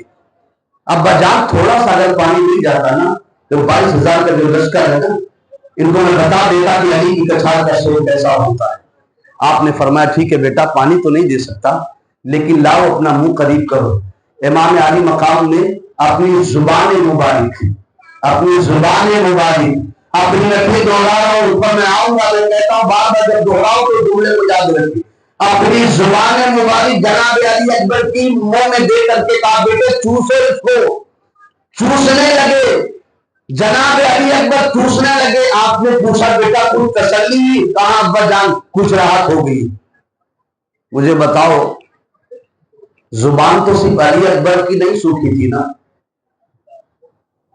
توجہ ہے آپ کی, امام حسین کی بھی تو سوکھ گئی تھی نا. وہ بھی تو 3 دن سے بھوکے پیاسے تھے, پھر نکل کیا رہا تھا. علی اکبر نے کہا کیوں یہاں تسلی ہو گئی. کچھ آئی بات سمجھ میں آپ کے؟ کیوں کہا؟ اب معمہ سمجھ میں آیا امام علی مقام کی زبان سے اس وقت کیا نکلا ہوگا. اب معمہ اس حدیث کا سمجھ میں آیا کہ بچپنے میں گود میں بٹھا کر کے رسول اللہ صلی اللہ علیہ وآلہ وسلم اپنی زبان حسین کے منہ میں دے کر کہتے تھے بیٹا حسین زبان چوسو. امام حسن کو نہیں جی, تاریخ میں امام حسین کا ذکر آتا ہے. کس کے منہ میں زبان دیتے تھے حضور؟ امام حسین کے. رسول اللہ کہتے تھے بیٹا زبان چوسو. کون ایسا کرتا ہے؟ لیکن کیا اس لیے کہ رسول اللہ کو قیامت تک کے آنے والے واقعات اور حادثات کا علم تھا کہ ایک وقت وہ آئے گا کہ میرے حسین کی زبان سوکھ کر کاٹا ہو جائے گی اور اس کا بیٹا علی اکبر اس سے اس میدان کربلا میں کچھ پینے کا سوال کرے گا کہ زبان سوکھی ہے, اور میرا حسین اگر اس وقت نہ دے پائے تو یہ رسول اللہ کی اولاد کی توہین ہے.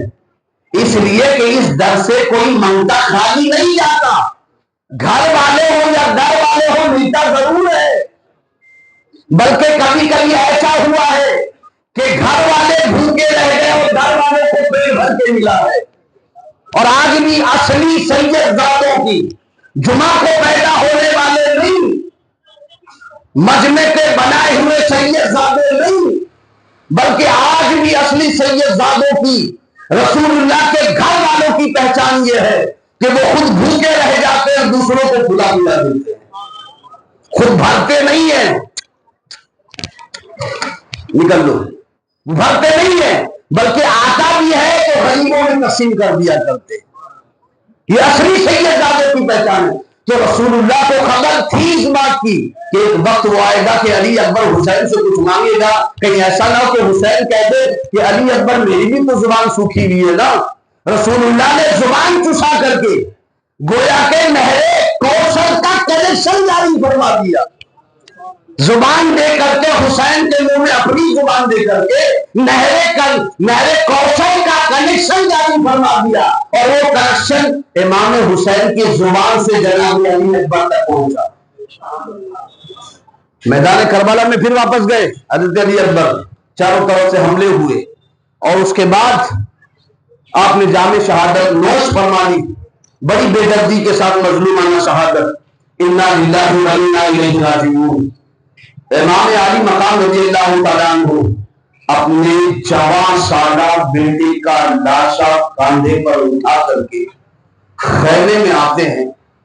اب تاریخ کے دل میں مجھ سے سنو, یہ تو آپ کو پتا ہے نا کہ دنیا کا سب سے بڑا غم کیا ہے. میں بتاؤں آپ کو, لوگ کہتے ہیں مجھے یہ غم ہے, مجھے وہ غم ہے, مجھے وہ غم ہے. جو غم میں بیان اب کرنے چلا ہوں, اللہ کرے کسی باپ کو یہ غم نہ لگے. دنیا کا سب سے بڑا غم کیا ہے تو لوگوں سن لو, دنیا کا سب سے بڑا غم اپنی اولاد کا جنازہ اپنے کاندھے پر اٹھا کر قبرستان میں دفن کر دینا. غلط کہہ رہا ہوں؟ اللہ نہ کرے کسی باپ کے سامنے اس کی اولاد کا جنازہ دیکھنا پڑے, وہ کیسا منظر رہا ہوگا. امام علی مقام نے اپنے جوان سالہ بیٹی کی لاش کاندھے پر اٹھائی. اب تاریخ کے الفاظ سنیں. میدان کربلا میں جب امام علی مقام تشریف لائے تھے نا, 3 دن کی بات ہے صرف، 3 دن پہلے کی آپ نے، امام عالی مقام کے ایک بھی بال، نہ سر کے نہ داڑھی کے نہ ہاتھ کے نہ سینے مبارک کے، کہیں کے ایک بھی بال سفید نہیں ہوئے تھے۔ اس 50 کراس کر گئی 52 یا 55 سال کی عمر مبارک میں بھی ایک بھی بال آپ کے سفید نہیں تھے، 3 دن پہلے کی بات ہے۔ لیکن تاریخ میں بیان کیا گیا ہے ان 3 دنوں میں امام عالی مقام کو شدت غم اتنا تھا کہ جب بیٹے کی لاش لینے کے لیے بیٹھے، کچھ ہی منٹ لگا ہوگا لینے کے لیے بیٹھے، تو ایک بھی بال سفید نہیں تھا، لیکن جب بیٹے کی لاش اٹھا کر خیمے میں لا کے رکھتے ہیں، تاریخ دا بیان کرتے ہیں کہ اس وقت امام حسین کا ایک بھی بال کالا نہیں تھا، سارے بال غم کی وجہ سے سفید ہو گئے تھے۔ یہ آپ کو پتا بھی ہے، آپ اچھی طرح جانتے بھی ہیں، 2 بجے ہوتی ہے بال سفید ہونے کی، یا تو کسی کو نزلہ ہو جائے، نزلہ اتر جائے سر میں داڑھی میں یا بالوں میں، تو جلدی جوانی میں ہی سفید ہو جائے گا، یا تو شدت غم اگر کسی کو ہے نا تو اس کے مہینے 2 مہینے 10 مہینے۔ میں اپنے گھر کی بھی تھوڑی بات اس لیے کرنا چاہتا ہوں کہ میں نے خود دیکھا ہے، تو میں نے میدان کربلا کو سو گیا کہ میرے والد صاحب کا پردہ فرمایا آپ نے 2010 میں، اس وقت ہم نے دیکھا تھا میری والدہ کے ایک بھی بال سفید نہیں تھے۔ مشکل سے 40واں والد صاحب کا ہم نے جب کیا تو میں نے دیکھا سر کے تقریباً پاؤں حصے سے زیادہ بال میری والدہ کے سفید ہو چکے ان 40 دنوں میں، شدت غم کی وجہ سے۔ تو وہ دعا یہاں بھی کر دیتا ہوں، اللہ کسی کی اولاد کو اس کے سامنے نہ اٹھائے اور نہ کسی بہن کے شوہر کو اس کا سہاگ کھول دے، اللہ سب کے سہاگ کو سلامت رکھے۔ جناب علی اکبر رضی اللہ تعالی عنہ کا لاش مبارک آپ لا کے رکھتے ہیں، انا للہ و انا الیہ راجعون۔ کیا ہو گیا؟ 5 منٹ اور دے دیں، وقت ہو گیا، تھوڑا سا کر لیں، میں 5 منٹ میں بھی بات ختم کر دوں گا۔ ذہن حاضر ہے آپ کا؟ درود سے پڑھیں اللہم صلی علی سیدنا و مولانا محمد کما تحب۔ میں 5 منٹ میں انشاءاللہ ختم کرنے کی کوشش کروں گا، باتیں بہت ساری ہیں، بیچ میں واقعات ہیں، ضروری باتیں کرنی دیتی۔ صلاۃ و سلام علیک یا رسول اللہ صلی اللہ علیہ وآلہ وسلم۔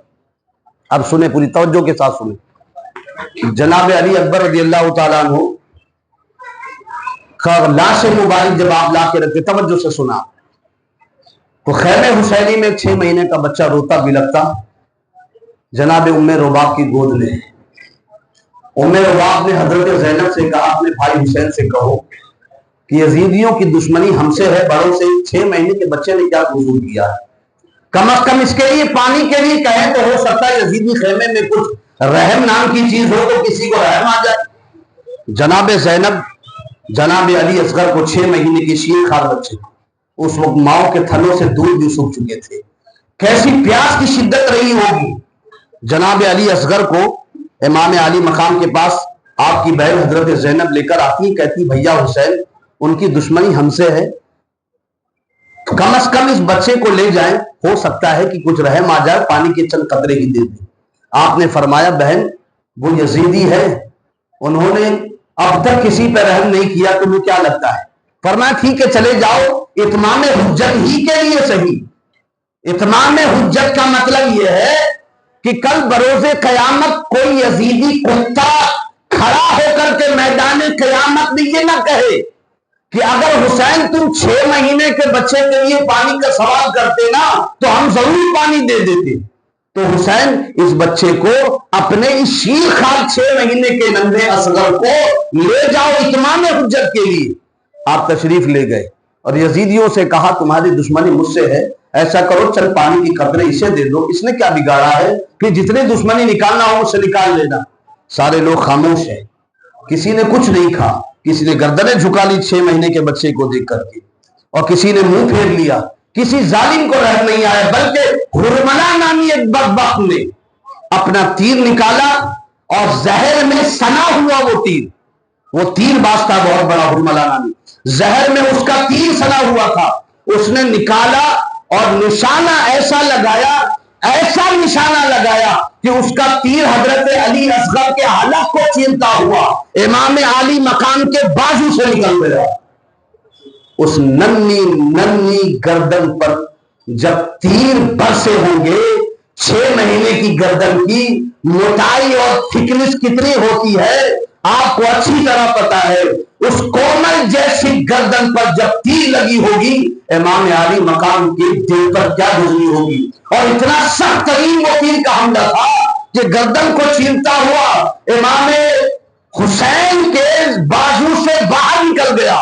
آپ نے خون چولوں میں اٹھایا اور اپنے چہرے پر مل لیا اور سکون سے دیکھا وہ علی اصغر جو ابھی تک پانی کے لیے ہاتھ پیر مار کر بے قرار تھے اب بڑے آرام سے سو رہے. سمجھ گئے کہ علی اصغر کو یہاں تو نہیں، نانا جان کے حوض سے، حوض کوثر سے جام شہادت کا پانی ضرور مل چکا ہے. تشریف لائے اور گود میں خون آلودہ علی اصغر کو حضرت ام رباب کے ہاتھ میں، والدہ کے ہاتھ میں دے کر فرماتے ہیں رباب لو اللہ نے 6 مہینے کے ننھی علی اصغر کی بھی قربانی قبول فرما لی. اللہ نے 6 مہینے کی بھی ہماری بچے کی قربانی قبول فرما لی. خیموں میں ایک آہو بکا، ایک آواز اٹھی ہے، اتنے میں بے ہوش ہو رہے بار بار حضرت امام زین العابدین رضی اللہ تعالی عنہ. وہ کھڑے ہوتے ہیں، بے ہوش ہو جاتے ہیں، شدت بخار کی وجہ سے کھڑے ہو جاتے ہیں. آپ اجازت مانگتے، آپ نے فرمایا بیٹے تم ہی تو میرے گھر کے چشم و چراغ ہو، سیدوں کی نسل تم ہی سے چلے گی، اگر تم ہی چل گئے تو ہماری نسل کیسے چلے گی. بیٹے کو تسلی دی اور میدان کربلا میں خود چلے گئے. امام علی مقام نے روتا بلکتا بچوں کو، گھر کی عورتوں کو، سب کو سہارا دیا، سب کو صبر کی تلقین کی. امام زین العابدین سے فرمایا میرے باپ پردے کے ساتھ سارا قافلہ مدینہ تم ہی پہنچاؤ گے اپنی ذمہ داری پر. پھر باہر نکلے امام علی مقام، یہاں تک کہ لڑتے رہے اور آپ کا ایک وقت وہ آیا کہ آپ گھوڑے کی زین سے فرش زمین پر تشریف لے آئے. لوگوں میں بار بار یہ تشریف لانے کا لفظ اس لیے بول رہا ہوں کہ لوگ جوش خطابت میں کہتے امام گھوڑے سے گر گئے. میں کہتا ہوں اہل بیت کی شان گرنا نہیں ہے، یہ جملہ سنبھل کر بولا کرو. ارے اہل بیت تو وہ ہیں جو گرتے ہوئے کو سہارا دیتے ہیں.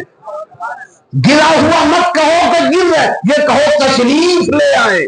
جملے میں بھی بہت ادب باقی رکھو. امام علی مقام زمین پر تشریف لائے، یہاں تک کہ بدبخت نے آپ کے سینے پہ سوار ہو کر کے آپ کی گردن شہید کر دی. انا للہ و انا الیہ راجعون. بڑی بے دردی کے ساتھ آپ نے جام شہادت دوش فرما لی. شہادت کا ایک مختصر سا بیان تھا جو آپ نے سن لیا. انشاءاللہ اس کے بعد، اس شہادت کے بعد کیا کیا واقعات ہوئے اور میدان کربلا کی کوئی تھوڑی جو باتیں رہ گئی جو جلدی میں نے نہیں کہی وقت کی کمی کی وجہ سے، انشاءاللہ تعالی میں کیا کروں گا وہ پیر کے دن کیا کروں گا، پورا کروں گا انشاءاللہ.